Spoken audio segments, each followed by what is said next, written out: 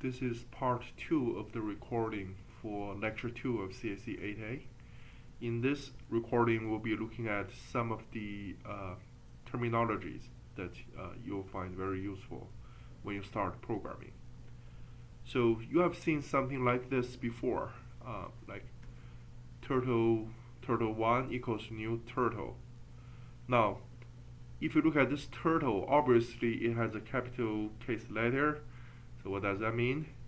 It means this is a class, right? This is a class.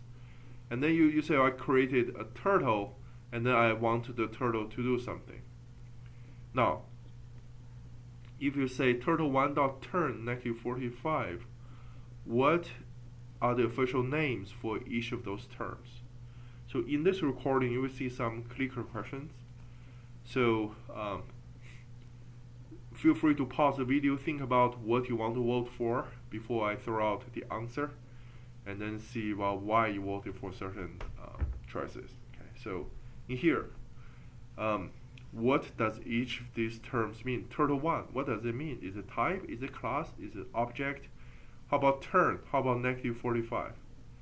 Okay, so let's think about this. So try to think which one would you vote. Now, let me tell you the answer. If you don't want to hear it, you can pause the video as of now. Okay, so the correct answer would be, well, for turtle1, it is basically an object. So turtle1, it is an object. The reason why it is an object, it is because turtle, this capital T, this one is a class. You use class to create objects in Java. So turtle1, it represents an object.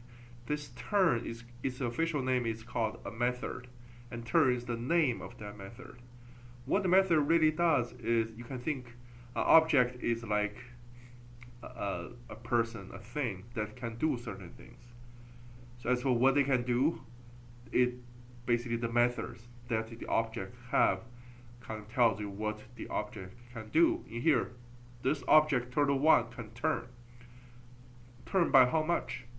Well, this -45, in fact, it is called the parameters. To be more precise, it's more like an argument list. So what this really means is, in order for this turtle object to make the right turn, you need to supply this method some information. And this parameter list or argument list, you can use them interchangeably as of now. Basically provide the information such that the method can execute properly. So the correct answer is C in this example. Okay. So this is some terminology: class, object, method, argument, or parameter list. The second terminology is about how you should save a file. So supposedly you have written this thing. Okay, so you typed this inside Dr. Java in the code pane, and now you want to press save. Dr. Java asks you, what do you want to save this as? So which one of those names should you pick? So if you want to pause the video now, pause it, think about it. The answer in here is, this class is called special class, and inside a Java file which contains this code, the name of that file must be exactly the same as the name of this class that you have. So in other words, if your class is called special tester, then the name of your file has to be specialtester.java. Okay. So well, you may say, well, what if I want to change the name? Like, I don't want this one to be called special tester. I call this just a tester instead of special tester. So I create this class called public class tester. Then you have to rename your file to be tester.java. Okay, so the name of the public class must be exactly the same as the name of the file that it is saved in. So this is the second terminology. How do you save a file? And when you write a code, you're always writing a code inside the file. So you should know what should be the file name. The next thing before we do some exercise is called syntax. Syntax are basically rules or grammars. And what this really means is you want to communicate to the machine using Java language. Then there is a way that we say, well, if you want to write code in Java, you must follow the following rules. And we call that collection of rules the syntax of that language. There is another thing that we won't talk about for now. It's called the semantics. The semantics of a statement is basically what it means instead of the grammar that it follows. So if you look at this program, do you see any problems? If you see some problems, what are they? A, B, C, D. Which choice do you think is the correct choice? So pause the video now, think about it, and then unpause the video. So if you look at this program, you created a world, and then you have a turtle, you created a turtle, and then forward, turn left, turn right, and then forward again. Everything looks okay. For humans, we know what we want to do just by looking at this code. But there are some syntax problems in here. The problem is, if you want to say turn left or turn right, you must provide this parenthesis. What is inside the parenthesis? It should be the parameter list or the argument list, right? But in here, if you say turn left, you don't need any argument. The turtle, this turtle Maria, will turn left 90 degrees. But why do we still need this parenthesis? Even if you're calling a function without any need for argument, you still need to have this method with an empty parenthesis behind it, right? So if you just say Maria.turn left without the empty parenthesis, Java compiler, which is the JDK that you have installed in your machine, will be confused. Is this turn left a method call? Is this something else? So you must have those parentheses. So that's why C is the right answer.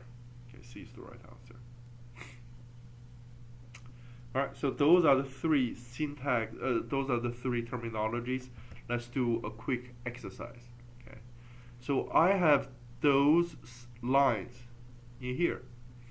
Assuming they are in the main function, everything else is correct. If you have this code, what is going to happen?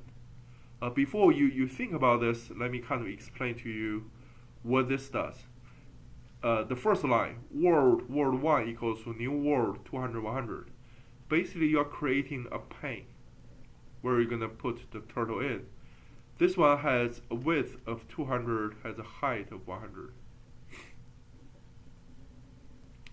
And then the origin of this world is over here. So where is it?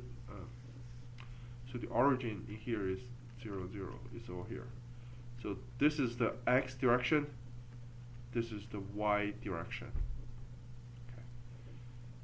So as you can imagine, if this point has a coordinate of 0, 0, then this point will have a coordinate of 199, 0. Because altogether there are 200 segments. If you start from 0, you finish with 199. In computer science, we always count from 0. This is a very important rule, although it seems very trivial, but sometimes we got tricked by this. So count from 0. This is a very important rule in CS in general. Okay. So we just created this world with 200 as width, 100 as height. And then you created a turtle. If you look at this second line, turtle Maria equals new turtle 150 world 1, which is this thing. So we created this turtle and put it inside world 1. This is world 1. Okay, so it is pointing to this plane, and then the turtle's initial position is at location 150. So the x coordinate is 100, the y coordinate is 50. So this is the initial location of the turtle. Okay, and the turtle face up in its initial location. So given this explanation, what shape do you think we're going to end up drawing in here? You can pause the video now, think about it, then unpause it. Okay, so what is the answer in here? Well, the answer is we'll try to draw it out. So Maria starts from here, then it moves forward because the turtle initially face up, move forward 25. Right, so it goes up 25, turn left, which means the turtle initially is facing north, now it is facing the west. Is it the west? Yeah, it is the west. So then it moves forward another 50 over here, then turn right. So initially, right now, this turtle is facing this direction. Now turn right means the turtle will face up. It's going to move another 25 up. Okay, so the shape would be something like this. Try to highlight it. This is going to be the shape. So B is the right answer in here. Okay. I think some of you may ask this question: what if the turtle goes out of the screen? If the turtle goes out of the world, it is still there, although whatever it does can't be seen. So even if a turtle goes out of the screen, you won't see an error. The turtle is basically doing stuff outside this world. Okay, the turtle can still come back if you let it move back to the confinement of this world. Okay, so the correct answer for this one is B. One thing about this example is you should know that we have sequential execution. In other words, we'll do the first line. This is step number 1, number 2, number 3, 4, 5, 6, 7. So turn left happens before the forward. What if I swap them? What do you think? Will this create the same shape like what we had before? The answer is no, right? So the code on the top and the code on the bottom will create different shapes because the order of execution is changed in the second code. So pay attention to sequential execution. Okay, start from the first line all the way to the last line. Another example, if I swap them, basically I can swap these two lines, right? We know it's going to give you a different shape. Which one of those 4 shapes is the correct answer? So you can pause the video and think about this, then unpause it. Okay. So what is the answer in here? You can try to draw this out. This is a world of 200 by 100.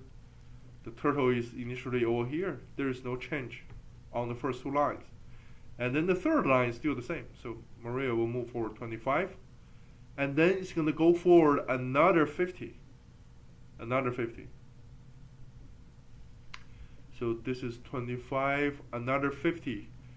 Because the initial location of Maria is 150.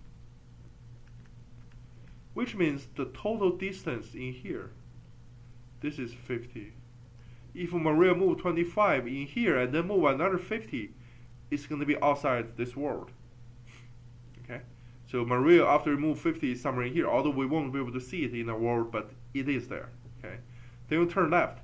So now Maria face this direction, and then you turn right again. Turn right based on the current direction, so you're going to face right again. You move forward another 25. So what do we expect to see? All we can see is this blue region. This region. We won't be able to see anything beyond this world, but the turtle is there. Okay, so the answer to this problem would be for C. Okay. So this is the sequential execution. The last thing, I think we'll kind of stop here for part 2 of the recording. Take a small break, think about this, and then come back, watch part 3 of the recording.